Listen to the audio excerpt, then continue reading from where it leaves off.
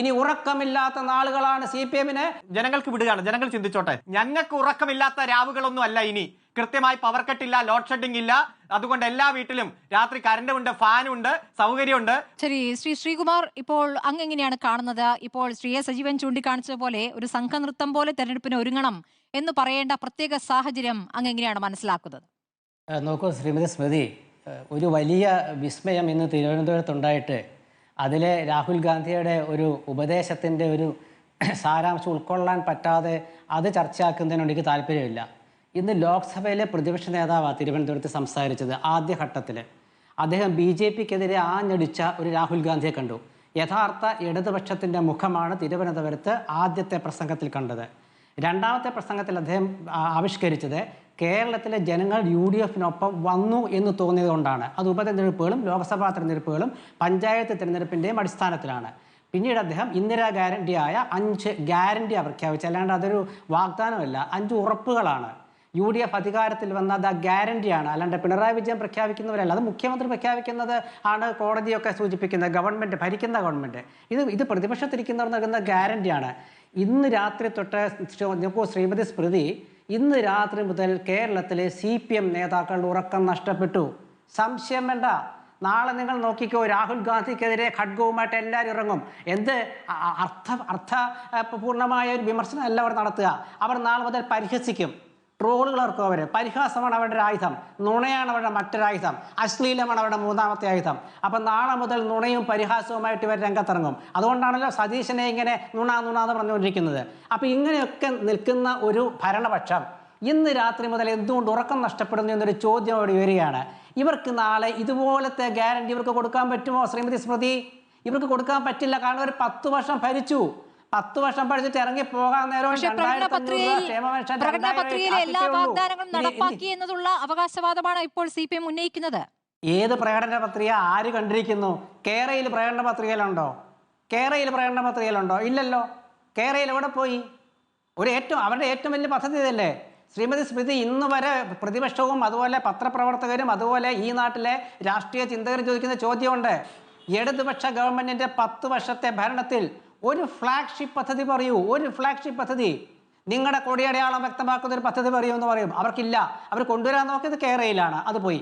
പിന്നുള്ളതൊക്കെ ഉമ്മൻചാണ്ടിയുടെ കാലത്ത് തുടങ്ങിയതൊക്കെയാണ്. അത് ഭരണ തുടർച്ചയുടെ ഭാഗമായിട്ട് പൂർത്തീകരിച്ചവരാണ്. അതൊക്കെ ശരി തന്നെയാണ്. ഇന്നിപ്പോൾ പെരുമ്പളം പാലം പൂർത്തീകരിച്ചു. പെരുമ്പളം പാലത്തിൻ്റെ തുടക്കമിട്ടത് VS അച്യുതാനന്ദനാണെന്ന് ആരും ഇന്ന് പറഞ്ഞില്ല. VS അച്യുതാനന്ദൻ്റെ കാലത്ത് തുടക്കമിട്ട് പിന്നീട് ഉമ്മൻചാണ്ടി ഗവൺമെൻറ് വന്ന് അതിനുശേഷം വന്നൊരു തുടർച്ചയായ ഗവൺമെൻറ്റുകളൊക്കെ ഉണ്ട്. അത് ഞാൻ ഇവിടെ പറയുന്നില്ല. ഞാൻ ഇന്നത്തെ പ്രസംഗം മാത്രം രാഹുൽ ഗാന്ധിയുടെ കേരളത്തിലെ CPM-നെ കുറിച്ച് അദ്ദേഹം ഒരു വാക്ക് പറഞ്ഞു. BJP-യുടെ ഒരു ഘടകകക്ഷിയെ പോലെ പ്രവർത്തിക്കുന്നു എന്നുള്ളത്. ഇവർക്ക് ഉത്തരവുണ്ടോ അതിന്? അദ്ദേഹം പറഞ്ഞൊരു കാര്യമുണ്ട്. എനിക്കെതിരെ 35 കേസുണ്ട്. രാഹുൽ ഗാന്ധി ലോക്സഭയിലെ പ്രതിപക്ഷ നേതാവിനെതിരെ 35 കേസുണ്ട് ED-യുടെ.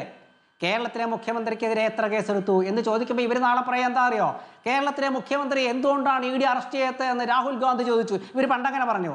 അതുകൊണ്ടാണ് ഇന്ന് തന്നെ പറയുന്നത്. അതായത് കേരളത്തിലെ CPM-ഉം BJP-യും തമ്മിലുള്ള ബന്ധം. അതിനെ കൂടുതലൊന്നും പറയേണ്ട. PM ശ്രീ പദ്ധതിയും ലേബർ കോഡ് പദ്ധതിയും മാത്രം മതിയല്ലോ. അപ്പോൾ അതുകൊണ്ട് രാഹുൽ ഗാന്ധി ഇന്ന് പറഞ്ഞ കാര്യം എന്തുകൊണ്ടാണ്? രാഹുൽ ഗാന്ധിയെ ജനം വിശ്വസിക്കുന്നുള്ളതുകൊണ്ടാണ്. രാഹുൽ ഗാന്ധിയാണ് പറയുന്നത് ഗ്യാരണ്ടി. അപ്പോൾ രാഹുൽ ഗാന്ധിയെ ജനം വിശ്വസിക്കുന്നു. അപ്പോൾ രാഹുൽ ഗാന്ധി പറയും, നിങ്ങൾ ഒന്നിച്ച് പ്രവർത്തിക്കണം. മോഹിനിയാട്ടമോ അല്ലെങ്കിൽ അതുപോലുള്ള സിംഗിൾ ഡാൻസോ അല്ല വേണ്ടത്, ഗ്രൂപ്പ് ഡാൻസ് ആണ് വേണ്ടത്. ഗ്രൂപ്പ് ഡാൻസിനാണ് ഭംഗി. എന്ന് വെച്ചാൽ അത് പഴയ കാലത്തെ കമ്മ്യൂണിസ്റ്റുകൾ വിട്ടുപോയ ആശയമാണ്. അതായത് ഓർഗനൈസേഷണൽ എത്തിക്സ് എന്ന് പറഞ്ഞ സാധനമുണ്ട് മാർക്സിസ്റ്റ് പാർട്ടി, കമ്മ്യൂണിസ്റ്റ് പാർട്ടിക്ക്. അത് എല്ലാവരും ചേർന്നിരിക്കുന്ന തീരുമാനമാണ്. അതിപ്പോൾ അതല്ല, ഒരു സിംഗിൾ ഡാൻസാണ് നടക്കുന്നത്. അങ്ങനെയുണ്ട് കേട്ടോ, ഒരു സിംഗിൾ ഡാൻസാണ് ഭരണപക്ഷത്ത് നടക്കുന്നത്. ആ സിംഗിൾ ഡാൻസ് മനസ്സിലുള്ളത് കൊണ്ടാണ് പ്രതിപക്ഷത്തുള്ളവരെങ്കിലും സിംഗിൾ ഡാൻസ് കളിക്കരുത്, നിങ്ങൾ ഗ്രൂപ്പായി കളിക്കുമെന്ന് പറയുന്നത്. കാരണം അവിടുത്തെ സ്ഥിതി അറിയാമല്ലോ. ഒറ്റയാളായ ഒരു ഒറ്റയാൾ ഭരണം, ഒറ്റയാൾ പാർട്ടി, ഒറ്റയാൾ നേതൃത്വം, ഇതൊക്കെ അറിയാമല്ലോ. കോൺഗ്രസ് ഭരിക്കുന്ന സംസ്ഥാനങ്ങളിൽ നേതാക്കൾ തമ്മിലുള്ള പരസ്പര പോരിലാണ് പലപ്പോഴും സംസ്ഥാനം തന്നെ നഷ്ടപ്പെട്ടിട്ടുള്ളത്. അത് ഓർമ്മയിലുള്ളത് കൊണ്ടാണ് ഈ ഭരണം നേടാൻ ഇവിടെ സംഘനൃത്തം വേണമെന്ന് അദ്ദേഹം ഓർമ്മിപ്പിക്കേണ്ടി വരുന്നത്. അല്ല, അത് ആ സംഘനൃത്തം നമ്മൾ ആ രീതിയിലല്ലത് കാണേണ്ടത്. നോക്കൂ ശ്രീമതി, ഒരു പൊതുയോഗത്തിലെ ഒരു ഐക്യത്തിന്റെ ആഹ്വാനം മുഴക്കുമ്പോൾ അത് ഉൾക്കൊള്ളാൻ പറ്റാവുന്ന ഒരു ഉദാഹരണം വേണം. അത് ഉൾക്കൊള്ളാൻ പറ്റണം ജനത്തിന്.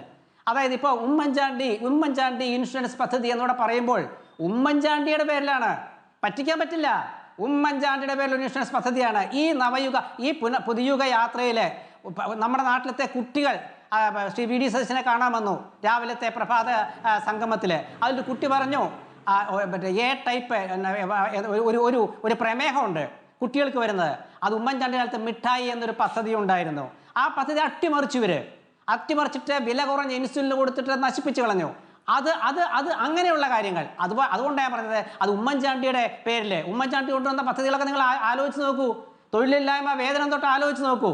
അതുകൊണ്ട് രാഹുൽ ഗാന്ധി പറയുന്ന ഗ്യാരണ്ടി എന്ന് പറഞ്ഞാൽ ജനഹിതം മനസ്സിലാക്കി, ജനഭേരി മനസ്സിലാക്കി, ജനങ്ങൾ കഴിഞ്ഞ 2-3 വർഷമായിട്ട് ലോക്സഭാ തെരഞ്ഞെടുപ്പ്, ഉപതെരഞ്ഞെടുപ്പുകള്, തദ്ദേശ തെരഞ്ഞെടുപ്പ് വരെ ജനങ്ങളൊപ്പം നിന്നു. ആ ജനങ്ങളൊപ്പം ഉള്ളതുകൊണ്ടാണ് ഇങ്ങനെ പറഞ്ഞത്. ജനങ്ങളൊപ്പം ഇല്ലെങ്കിൽ പറയാൻ പറ്റുമോ? അപ്പൊ ജനങ്ങളൊപ്പം ഉള്ളതുകൊണ്ട് പറയുമ്പോൾ നാളെ CPM ഉത്തരമില്ല. അവർക്കൊരു ഗ്യാരണ്ടീനും കൊടുക്കാൻ പറ്റില്ല. 900 പദ്ധതിയിലെ 99 899 പൂർത്തീകരിച്ചു നോട്ട് കാര്യമില്ല. ആരൊക്കെ അറിയണത് ഈ തുടർച്ചയുടെ ഭാഗമാണ്.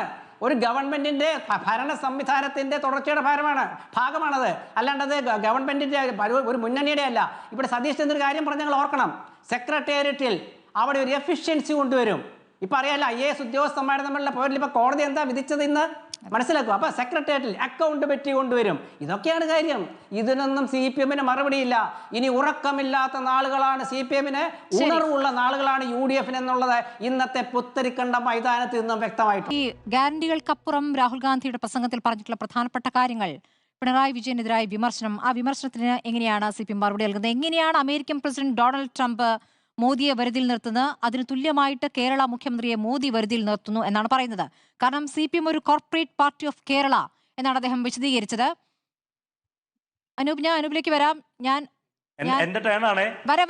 ഞാനൊന്ന് ഈ പ്രസംഗത്തിലെ വിമർശനത്തോടു കൂടി ചോദിച്ചതിന് ശേഷം കാരണം ശ്രീകുമാർ ഇപ്പോൾ കോൺഗ്രസിന് അനുകൂലമായ കാര്യങ്ങൾ പറഞ്ഞു കഴിഞ്ഞല്ലോ, അതുകൊണ്ടാണ് ആ പ്രസംഗത്തിൽ അങ്ങനെ പറയുന്നു. അതുകൂടാതെ ഈ കേന്ദ്ര ഏജൻസികൾ എങ്ങനെ പ്രവർത്തിക്കുന്നു, പിണറായി വിജയനെ വെറുതെ വിടുന്നു എന്ന കാര്യം കൂടി അദ്ദേഹം വിശദീകരിക്കുന്നുണ്ട്. എനിക്കെതിരെ 36 കേസുകളുണ്ട്, 55 മണിക്കൂർ ED തുടർച്ചയായി എന്നെ ചോദ്യം ചെയ്തിട്ടുണ്ട്.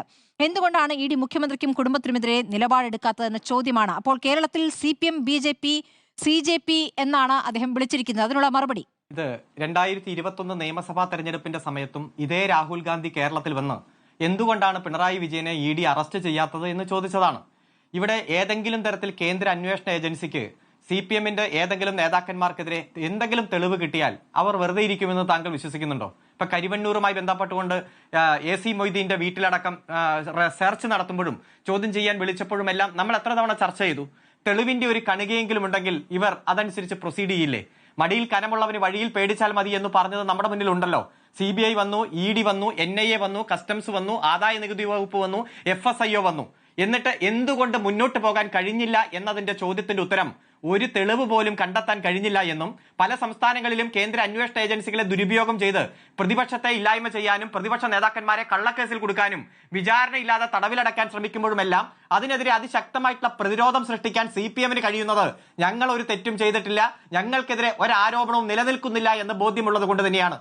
നമുക്കറിയാം, ഡൽഹി മുഖ്യമന്ത്രി 156 ദിവസം ജയിലിലിട്ട് പോകുന്നില്ല എന്ന് അങ്ങ് പറഞ്ഞ വാദം തന്നെയാണ് കോൺഗ്രസും പറയുന്നതെന്നേ.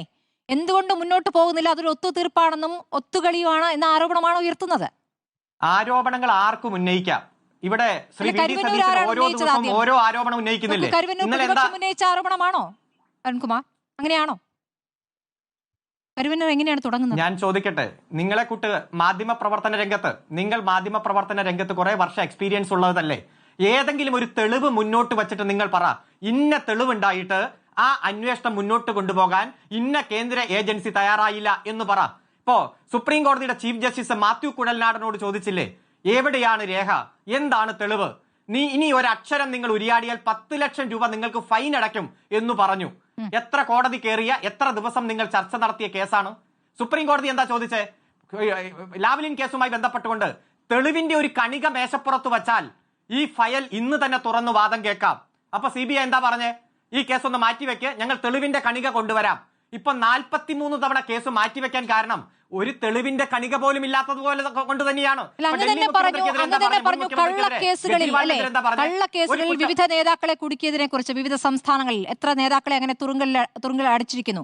അപ്പോൾ അവിടെ കള്ളക്കേസ് ചുമത്താൻ പറ്റുന്നു, ഇവിടെ കള്ളക്കേസ് ചുമത്താൻ പോലും പറ്റാതെ ഭയചകിതരായി അവർ പിന്മാറുന്നു എന്നാണോ മനസ്സിലാക്കേണ്ടത്?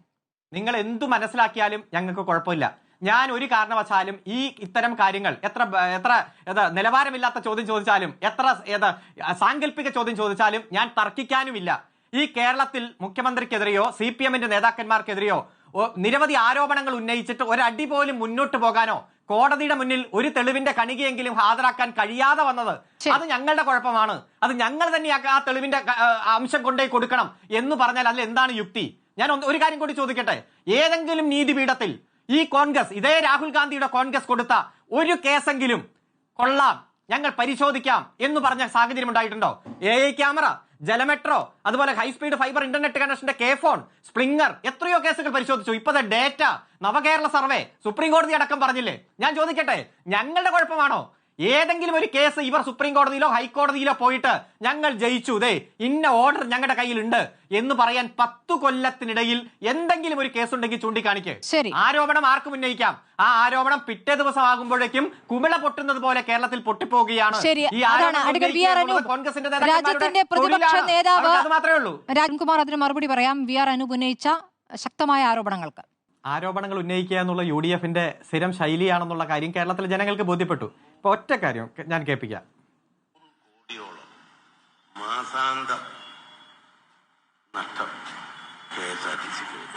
ആര്യാടൻ മുഹമ്മദിന്റെ വാക്കാണ്. 100 കോടി രൂപ മാസാന്ത്യം കടമാണ്, നഷ്ടമാണ്, അതുകൊണ്ട് അടച്ചുപൂട്ടാൻ പോവുകയാണ്, വേറൊരു വഴിയില്ലെന്ന് പറഞ്ഞ KSRTC ആണ് UDF-ന്റെ കാലത്ത്. ഇപ്പൊ എന്താ സ്ഥിതി? ഞാൻ ജനങ്ങൾക്ക് വിടുകയാണ്, ജനങ്ങൾ ചിന്തിച്ചോട്ടെ KSRTC-യുടെ കാര്യം. ഇപ്പൊ KSRTC-യിൽ ആനുകൂല്യം പ്രഖ്യാപിച്ച് ഇവർക്ക് വല്ല പ്രഖ്യാപിച്ചോട്ടെ. അതുപോലെ നക്ഷത്ര ചോദ്യം, ചിഹ്നം ഇടാത്ത ചോദ്യം 3204 3204. ആ ചോദ്യത്തിന് ഉമ്മൻചാണ്ടി കൊടുത്തൊരു മറുപടി ഉണ്ട്. 5 കൊല്ലം കൊണ്ട് UDF സർക്കാർ ആകെ വച്ചു കൊടുത്ത വീടുകളുടെ എണ്ണം എല്ലാ ഹെഡും കൂട്ടി 2963 വീടാണ് എന്ന്. അതാണ് ഇവർ പറയുന്നത്. 4 ലക്ഷത്തിലധികം വീടുണ്ടായിരുന്നു. ഒന്ന് ഉപഭോക്തൃ ലിസ്റ്റ് ഒന്ന് പബ്ലിഷ് ചെയ്യാൻ പറ്റുമോ? ഞങ്ങൾ 2011 മുതൽ 16 വരെ കൊടുത്ത വീട് ഇത്രയാണ് എന്ന് ആ ഗുണഭോക്താക്കളുടെ ലിസ്റ്റ് ഞങ്ങൾക്ക് വേണ്ട, മാധ്യമങ്ങൾക്ക് കൊടുത്താൽ മതി. പറ്റുമോ? വെറുതെ നുണ തന്നെ പറഞ്ഞു വരിക.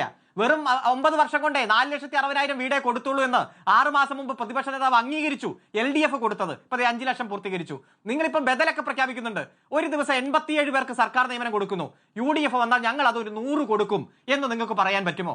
ഒരു ദിവസം 133 പേർക്ക് അടച്ചുറപ്പുള്ള വീടിന്റെ താക്കോല് കൊടുക്കുന്നു LDF സർക്കാർ. ഞങ്ങൾ വന്നാൽ അത് 140 ആക്കും എന്ന് നിങ്ങൾക്ക് പറയാൻ പറ്റുമോ? ഒരു ദിവസം 120 പേർക്ക് പട്ടയം കൊടുക്കുന്നു.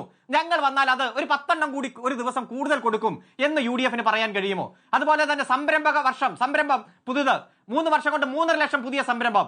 ഇതൊന്നും അല്ല സംരംഭം, ഞങ്ങൾ ഇതിലും വലുത് കൊണ്ടുവരും എന്ന് പറയാൻ UDF-ന് കഴിയുമോ?